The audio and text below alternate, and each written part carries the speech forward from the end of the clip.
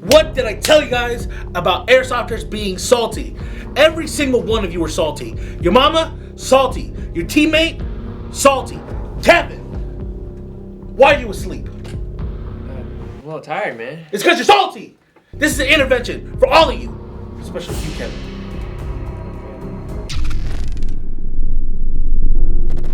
Hi, kids. My name is Cisco. And Kevin. And today, we're going to teach you something that your parents and teachers didn't teach you when you were younger. And that's learning how to play with others. Now, I've seen a lot of videos recently of players doing bad things to other players. And that's just not right.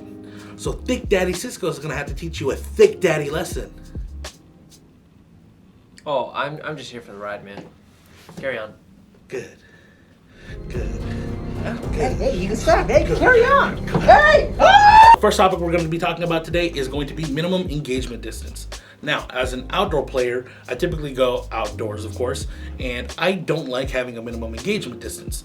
The reason is, I personally like to just shoot my targets. That's what we are out here to do, right? But if the field does have it, I honor it. The only real reason to have a minimum engagement distance, in my personal opinion, is for sniper rifles. Typically, outdoor fields have a 400 FPS limit for any full auto electric guns, but some fields, including my personal favorite field, they have a 500 FPS limit for sniper rifles and semi-automatic DMRs. So with that, the higher FPS it hurts more. Let's be real. We're all babies, right? We don't want that point blank in the back or in the side. So I would recommend having, the 50 to 100 feet so the BB has less energy when it finally hits me. Or if you are a DMR or sniper and you get the drop on someone, pull out your pistol because that is a rule of the field as well, typically for sniper rifles. Kevin.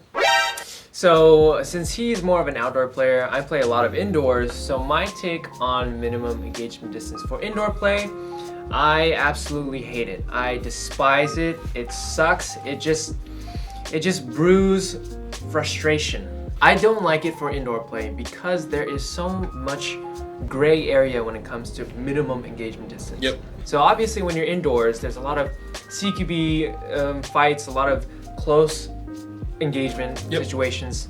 And most of those times that you're fighting someone head on and you're like within 5 feet or you're running towards someone rushing to a house, it's very hard to calculate in your brain, hey, this is 10 feet, I should say surrender. Because you're moving towards them, right? And you're closing the distance. That 10 feet is closing closer and closer and closer. And I cannot count how many times I've been hit with the situation where I'll say surrender and they'll shoot me. Or I'll shoot him, he'll say surrender, and then we'll just like argue like, hey, that was closer than 10 feet, or that was further than 10 feet, you should have said surrender, you should have shot me. Just... If you're close to me, if you see me, just shoot me, I will shoot you. Like, that's it, just black and white. If you see me, shoot me, that's it. He's one of those players. However, I am too. The thing is, guys, with minimum engagement distances, the field has it for a reason. Okay, typically it's for younger players. I wouldn't want to shoot a younger player 5 times with 400 FPS point blank and ruin their experience and their love of airsoft. So if they have it, abide by it. And don't be that guy that's like, whoa, my dad is a military, he was in the army, and then he's badass because he's better, and just follow the rules. That's basically what it is when it comes down to it. And if you come into that situation that Kevin experienced where you're arguing about it, how about both of you just take the L and reset? It's not the end of the world. It's airsoft. It's just a game, guys. Yeah. But I will say though, if there are full force days where there are not minimum engagement distance and you want to just play with those rules, just play on those days. That way you won't get frustrated. Just have them sign the waiver and it's game on. All right? Sign it. Sign the waiver. All right, next topic that might be more controversial than others is shot placement. Now, for my take, again, I play a lot of CQB, the competitive scene, and a lot of CQB indoor play. And when it comes to placing my shots on my target, let's say I get the flank on them, will I shoot them where there's padding, or will I shoot them where they can feel it? Like their love handles, their legs, their arms, their back of the head. You said love handles? Yeah. Okay. You'd be surprised how many love handles come out of plate carriers, just squeeze it right there. Anyways. Would you shoot them on the padding or would you shoot them where they can feel it? For my take, I would shoot them where they can feel it, okay? Now, if that means I'm shooting them in their soft spot or in the back of the head, that for me just dissipates any frustration when it comes to someone getting hit in the plate carrier and then turning around, they're like, oh, I didn't feel that, and then they shoot me back. Because I've been playing Airsoft for a while. I've had those frustrations. I've had those moments where I'll shoot them in the padding and they'll turn around and say, I didn't feel it, shoot me back, or surrender, whatever. I want them just one shot where they can feel it, one and done, move on to my next target, no frustrations, no questions asked, they got hit. That's why I'll shoot them where they can feel it. Now, this does not encourage overshooting in the back of the head, overshooting in the soft spots, whatever. I shoot once so that they know, then I move on. That's not what we recommend. So, typically, with shot placement, you're going to be shooting at a target that is behind cover. So they're exposing the smallest amount of them possible so they can get the advantage on you. And you guys are trying to shoot at each other. And he's trying to do the same thing to you. So if all you expose is going to be your head and the gun, that's what I'm going to be shooting at, honestly. And it's not by choice. It's because that's all that I see.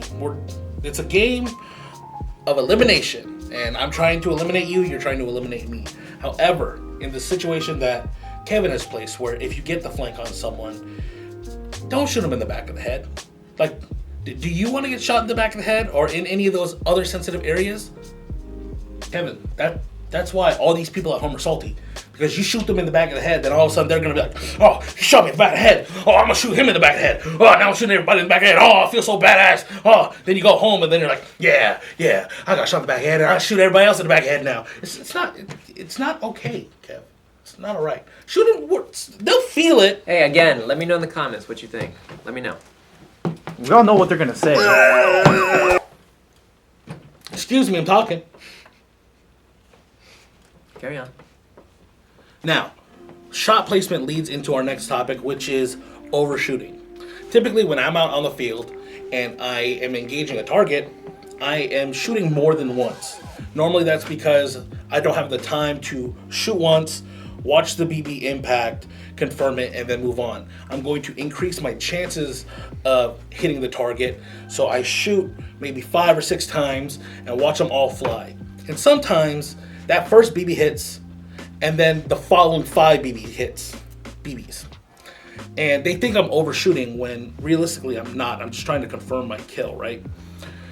I think the best way to mitigate this from happening is everyone use a dead rack. The moment you get shot, go behind cover, outside of where you can get shot, pull your dead rack out and wave it. Sometimes, waving your hand or your gun in the air just isn't clear enough of a message to let me know that you are dead. So anything, a red bandana, a red towel, red shirt, something that's red, you can buy them at the 99-cent store, guys.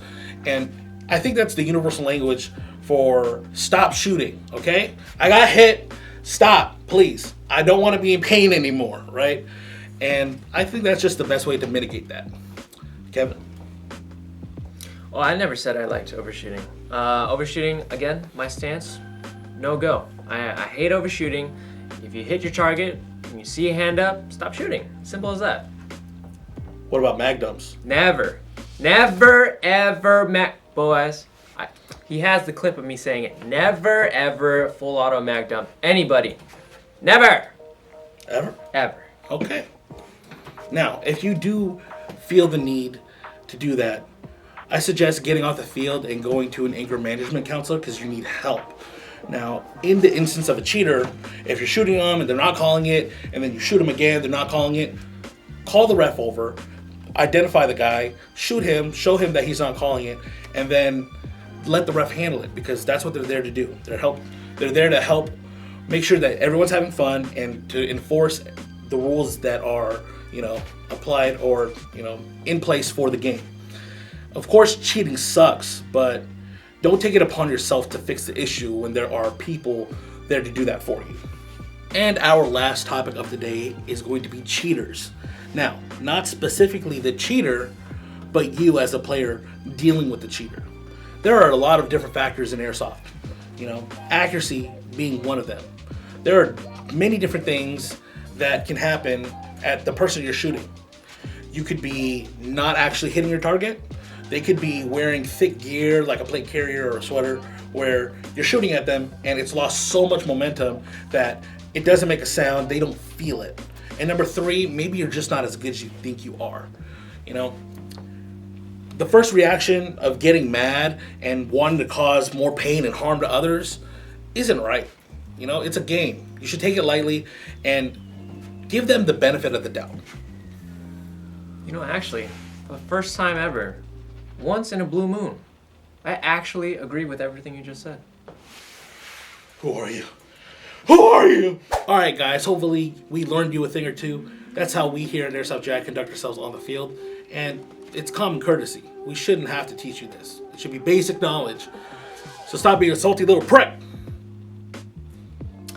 Be sure to like, comment, and subscribe to be notified of whenever we upload new videos. We are uploading every Wednesday and Friday, and be sure to shoot them where they can feel it, even if that means the back of the head. No, don't do that. Don't shoot in the back of the head. But make sure to like and subscribe because they do matter. They help us give back to you guys.